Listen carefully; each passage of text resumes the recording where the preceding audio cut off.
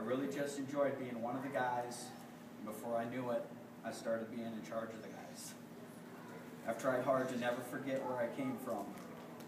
I still remember being a private like it was yesterday. I find it ironic that the Army began my leadership assignment with one soldier, Private First Class Jason Brooks, and over the years it expanded to several hundred and has again tapered down to just one soldier, Chief Warrant Officer John Morgan.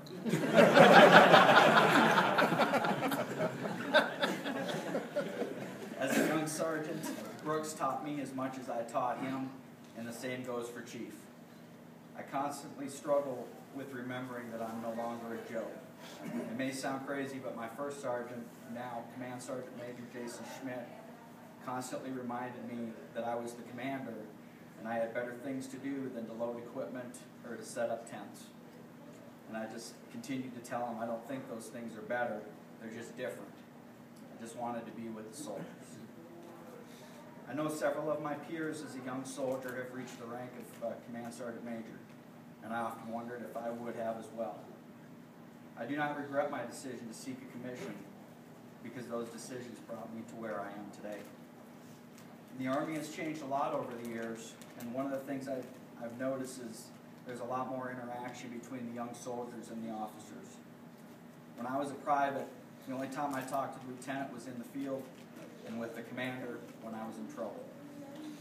As an NCO, I needed officers to be decisive, not political. I worked for a particular commander when I was a master gunner who respected my thoughts, let me handle my business, and supported my decisions and underwrote my mistakes. As a result, I felt like I was making a difference. And that was the environment that I wanted to be in and that I wanted to provide back to other NCOs so that they felt like they were truly the backbone of the organization. And it's also pretty obvious that there's a ginormous pay difference. Since then, I've always tried to focus on my part of the Army. I found it very easy to get wrapped around problems of other units in the higher headquarters. My question has always been, what are you doing to fix your part of the Army? As a platoon leader, I had a sign on my door that said, "Those bastards up at platoon." And I continually drilled into the junior NCOs that they didn't need to be worried about what the battalion or the brigade's plans were. You stay focused on your part of the Army. I had a hard time understanding why soldiers were so obsessed with knowing the bigger plans. I guess it was exciting for them to just be in the know. And everybody wanted to be friends with the battalion commander's driver. But I also found that by doing that, they oftentimes weren't handling their own business. And when missions didn't go as well, they looked to that area for someone to blame instead of looking at themselves. I know these ideas may sound simplistic, and the situation is often more complex than that. But I think sometimes it's that way because we let it get that way. I've seen organizations paralyzed by simple problems because leaders wouldn't make a decision.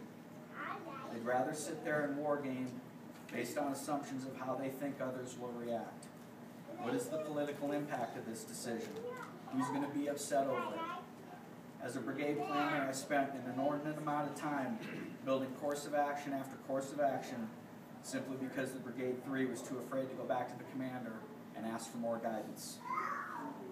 As a company commander, I received many butt chewings for making decisions based on a lack of information in a weak op order. Scolded for not psychically knowing the intent because it was poorly conveyed. But those butt chewings were worth it because over time the op orders got better and my relationship with the majors got worse and then eventually better. I got tired of listening to my fellow company commanders complain about the same things, but they never raised it to higher.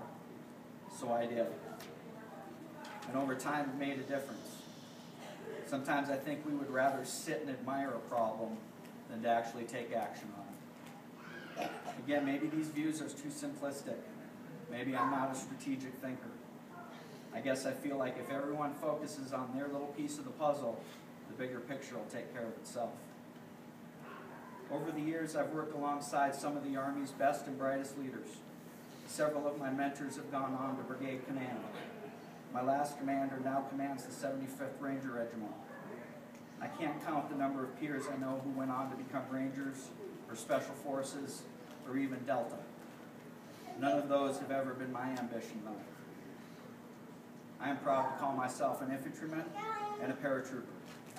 I am proud to say that I led men in combat. I am proud that I have shared sweat and blood with America's finest.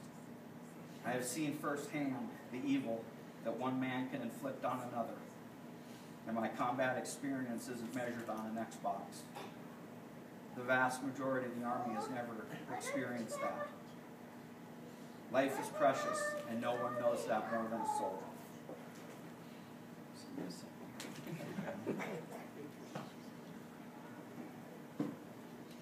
I never thought I'd finish my career doing communications work for the Global Ballistic Missile Defense System. My thanks go out to everyone in the J6, who are for the most part retired Air Force NCOs. Thanks for keeping me straight and giving me what I needed to battle the forces of ignorance. You are a true bunch of professionals, and like most communication folks, I'm appreciated for the work that you do. Same goes for the guys who supported me on JRDC, the Tenant Engineering Operations. Whenever I needed something, you guys delivered. Thank you. This journey hasn't been completed alone.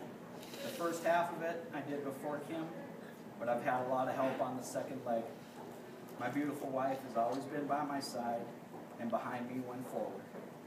She willingly followed me to station and has always been a bastion of support.